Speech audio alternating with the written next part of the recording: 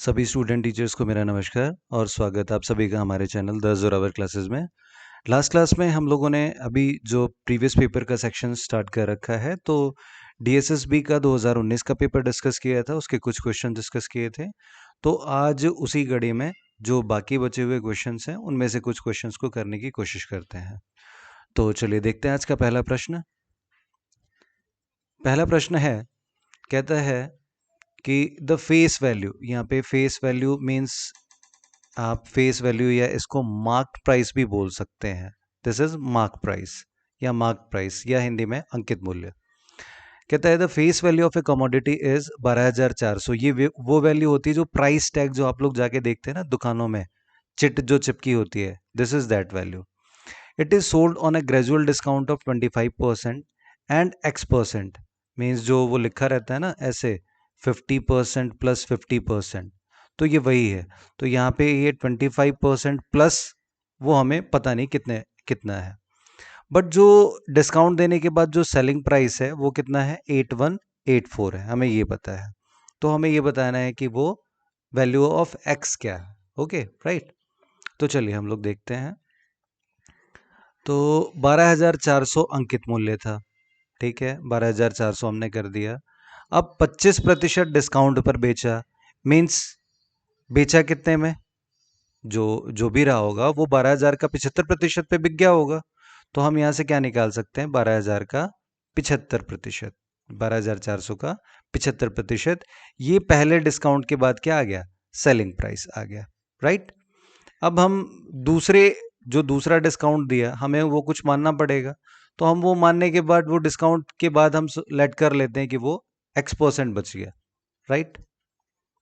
अब वो वस्तु कितने की हो गई, ये जो सक्सेसिव डिस्काउंट देने के बाद जो प्राइस था ये वो हो गया, सेलिंग प्राइस है, और सेलिंग प्राइस है कितना, 8184। अब हमें इस इक्वेशन को सॉल्व कर लेना है। यहाँ पे ये आ जाएगा 25 या 75, 25 चौके 100, 2 जीरो से 2 जीरो कैंसिल, और यहाँ से इसको भी कर लेते हैं, 4 तिया 12 और ये 1, राइट। अब ये x की वैल्यू क्या आ जाएगी, 8184 अपॉन 31, और ये 3 से मल्टीप्लाई हो जाएगी। अब इसको कर लेते हैं, भाग देते हैं, 3 दूनी 6, 3 सत्ते 21, 3 दूनी 6, 3 अठे 24। अब जैसा हमें पता है कि नॉर्मली कैलकुलेशन ऐसी आती है जो कि डिवाइड हो जाए, तो हम डायरेक्ट इसी से डिवाइड करके देखते हैं। तो 3 सत्ते 21, 3 अठे 24, 3 नेम 27, 9 बार में तो ये ज़्यादा हो जाएगा 270 से, तो हम इसको कितने बारी में लेके जाएंगे, 8 बारी में लेके जाएंगे। तो कितना आया, 3 अठे 24 और 8, तो 240 और 248 हो गया ये, राइट। तो 248 और ये 4 52, फिर ये 24 हो गया और ये फिर से 248 आ गया, मीन्स 8 जा भी। तो x की वैल्यू क्या आ गई, 88%। तो पहले हमने 75% में और फिर हमने बाद में उसको 88% में बेचा था। कहता है एंड डिस्काउंट X%। ओके, यहाँ पे हमने ये जो लिया है, ओके, यहाँ पे कंफ्यूज मत होना, ये X% ना लेकर के हमें यहाँ पे Y लेना चाहिए था। या फिर अगर X% डिस्काउंट लेते, देखिए अगर 25% का डिस्काउंट लिया है तो हमें क्या करना पड़ता है, इस 100% में से माइनस करना पड़ता है 25% को, तो 75% आ जाता है। तो वो हमने यहाँ पे ले लिया। तो यहाँ पे भी ये जो हमने X या Y जो भी लिया है, वो ये माइनस करने के बाद ये वाली वैल्यू हम लोगों ने लेट की है, राइट। हमें तो निकालना ये है कि डिस्काउंट कितना दिया, तो वो हमने कितना दिया था, 88% में वो बिक रहा है, तो होता कितना है 100%, तो डिस्काउंट हमने कितना दिया है, 12%। यहाँ पे कंफ्यूज मत होना, क्वेश्चन ये कराया हुआ है, आप थोड़ा सा और समझ सकते हैं। यहाँ पे नहीं समझ में आए कमेंट में डालना, अगली क्लास में फिर से ये क्वेश्चन मैं करा दूंगा। चलिए बढ़ते हैं अगले प्रश्न की ओर। अगला प्रश्न कहता है, ये डेसिमल वाले क्वेश्चन है, ये बार दिया है। इस बार का मतलब क्या होता है कि ये रिपीट हो रहा है, जिसके ऊपर भी बार है ये रिपीट हो रहा है। यहाँ पे 59 है तो ये 9 रिपीट हो रहा है, राइट। तो प्रश्न क्या कहा, बस इसका तरीका यही है कि रिपीट वाला थोड़ा ये 4-5 डिजिट तक ले लीजिए और उसके बाद सॉल्व हो जाएगा। अब माइनस करना है 423, तो यहाँ पे -423 23 23 एक बार और ले लेते हैं, ओके। चलिए, अब इन दोनों को जोड़ करके इसमें से माइनस करना है। तो 9 और 4 13, 13 में से 3 गए, क्या आ जाएगा? 10 आ जाएगा, या इतना ना लेकर के हम यहीं से ले लेते हैं। 9 और 4 13, 13 में से 3 गए 10, हासिल 1। फिर से 9 और 4 13 और 1 14, 14 में से 2 गए, 1 मिनट, ये 14 में से 2 गए, यहाँ पे आ जाएगा 12, 12 का 2 हासिल 1। फिर से 9 और 4 13 और 1 14, 14 में से 3 गए, 11 का 1, फिर से हासिल 1। 9 और 4 13 और 1 14, 14 में से 2 गए, 12, 12 का 2 हासिल 1, 5 4 9 और 1 10, 10 में से 4 गए ये 6। तो क्या आ गया? 0.6212। तो जो भी इससे मिलता जुलता है आप वो आंसर कर सकते हैं, 0.621। तो ऑप्शन नंबर ए यहाँ पे हमारा करेक्ट आंसर हो जाएगा। बस ये ध्यान रखना है कि जिसके ऊपर बार होता है वही रिपीट हो रहा है। जैसे यहाँ पे 2 3 के ऊपर बार है तो हमने 2 3 रिपीट किया। अगर यही 0.42 इस पूरे के ऊपर बार होता तो हमें क्या करना पड़ता? 4 2 3 4 2 3 4 2 3, इस तरीके से चलता है ये। चलिए बढ़ते हैं अगले प्रश्न की ओर। कहता है एक कार 60 किलोमीटर पर आवर की गति से 100 किलोमीटर की दूरी तय करती है और 75 किलोमीटर की गति से 200 किलोमीटर की दूरी तय करती है। पूरी यात्रा के लिए कार की औसत गति किलोमीटर पर आवर में निकालनी है। तो देखिए, इसके लिए औसत गति निकालने के लिए हमें क्या करना पड़ेगा? टोटल डिस्टेंस, क्योंकि स्पीड का फॉर्मूला क्या होता है? Distance upon time. तो हमें यहाँ पे जब तक टोटल डिस्टेंस और टोटल टाइम ये नहीं पता है, हम नहीं निकाल सकते, राइट? यहां पे दिया हुआ 100 किलोमीटर 60 की गति से, तो डिस्टेंस टाइम क्या हो जाता है? टाइम का फॉर्मूला क्या होता है? Distance upon speed. तो 100 किलोमीटर 60 की गति से मीन्स यहां पे इसको फर्स्ट उसमें कितना टाइम लगा? 100 अपॉन डिस्टेंस अपॉन स्पीड। ये फर्स्ट को कवर करने में टाइम लगा है। दूसरा कहता है कि 200 किलोमीटर 75 की गति से, तो उसमें कितना टाइम लगा? 200 किलोमीटर को कवर करने में टाइम लग गया 200 बटे में 75। ये टोटल टाइम टेकन है। ओके, टोटल ये टाइम आ गया, T1 और T2 आ गया। टोटल डिस्टेंस कितना है? 100 और 200। तो हमारा डिस्टेंस हो गया कितना? 300। ये हो गया डिस्टेंस, और टाइम हो जाएगा हमारा 100 अपॉन 60। या हम इसको यहाँ पर भी ऐड कर सकते हैं। हम इसको, जब ये टोटल टाइम है तो हम टाइम को ऐड कर सकते हैं। 60 और 75 का एलसीएम आ जाएगा हमारा 300, 6 पंजे 5 बारी में, ये आ गया 500, 75 दूनी 150, 400, तो ये आ जाएगा 4 दूनी 800। मीन्स टोटल टाइम कितना आ गया? 1300 अपॉन में 300। तो डिस्टेंस था हमारा, टोटल डिस्टेंस 300, और टोटल टाइम आ गया हमारा 1300 अपॉन में 300। तो ये हमारा ऊपर जा करके पलट जाएगा, तो ये हो जाएगा हमारा 900 अपॉन 300, क्योंकि ये 300 ऊपर गया, ये मल्टीप्लाई हो जाएगा। ओके, तो मैंने थोड़ी सी, ये आ जाएगा 3 और ये 1300, राइट? अब ये क्या हुआ? यहां से हमारा ये 2 0 से 2 0 कैंसिल।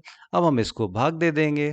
13 सत्ते 91 मीन्स 13 छिक 78, 78 और 12 120, तो 13 निम्न 117, फिर 3 बचा, पॉइंट लग गया, और 30 हो गया, तो 13 दूनी 26 आगे आ जाएगा। तो 69.2 means option number A will be correct answer. बस ये फॉर्मूला आपको याद रखना है, चाल बराबर दूरी बटा समय, ये होता है। और समय बराबर क्या हो जाएगा? दूरी बटे चाल। तो यहाँ पे हमने समय बराबर दूरी बटे चाल निकाल लिया। ये पहले को कवर करने में जितना समय लगा वो दूसरे को इतना, तो टोटल टाइम कितना हो गया? तो टोटल टाइम में हमने इसको ऐड कर लिया, और टोटल डिस्टेंस तो हमारा 100 और 200 300 हो ही गया था। तो total distance upon total time, ये हमारा फाइनल स्पीड आ गई। ये हमने इस तरीके से निकाल लेना है। चलिए बढ़ते हैं अगले प्रश्न की ओर। ओके, अगला प्रश्न कहता है, अब यहां पे हमें दो दिए हुए हैं, find the difference between mean proportion and third proportion of ये। अब मीन प्रोपोर्शन यहां पे दो ही दिया हुआ है, मीन्स ए बी बराबर है बी और सी के। हमें मीन प्रोपोर्शन निकालना है। हमें ये पता है बी स्क्वायर इक्वल्स यहां से, क्योंकि product of extreme is equal to product of mean. B square equals A C, तो बी की वैल्यू क्या आ जाएगी? Root A C. तो हमें यहाँ पे इसको ए और सी ही ट्रीट करना पड़ेगा। तो यहाँ पे आ जाएगा ये 3/16 मल्टीप्लाई बाई 3/4, इसका रूट, तो 3 से ये 3 बाहर, यहाँ पे 4 बाहर और यहाँ पे 2, तो ये 4 दूनी 8। ये क्या आ गया हमारा मीन प्रपोर्शन आ गया, राइट। अब हमें क्या निकालना है, mean proportion and third proportion, mean C की वैल्यू निकालनी है। तो सी की वैल्यू क्या हो जाएगी, बी स्क्वायर अपॉन ए। तो अब यहाँ पे अगर हम इसको एज अ बी ट्रीट करते हैं तो बी स्क्वायर मीन्स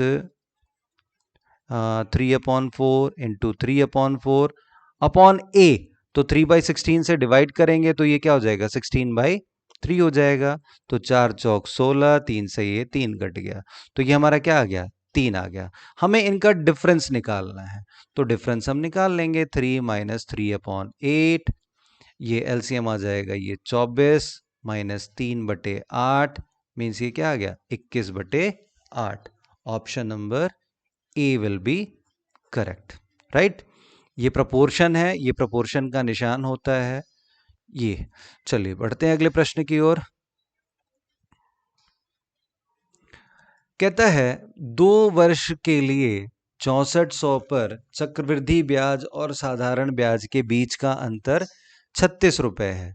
अब इसके लिए एक शॉर्टकट फॉर्मूला आप लोग को करवाया हुआ है, अगर याद नहीं है तो एक बार फिर से समझ लेंगे।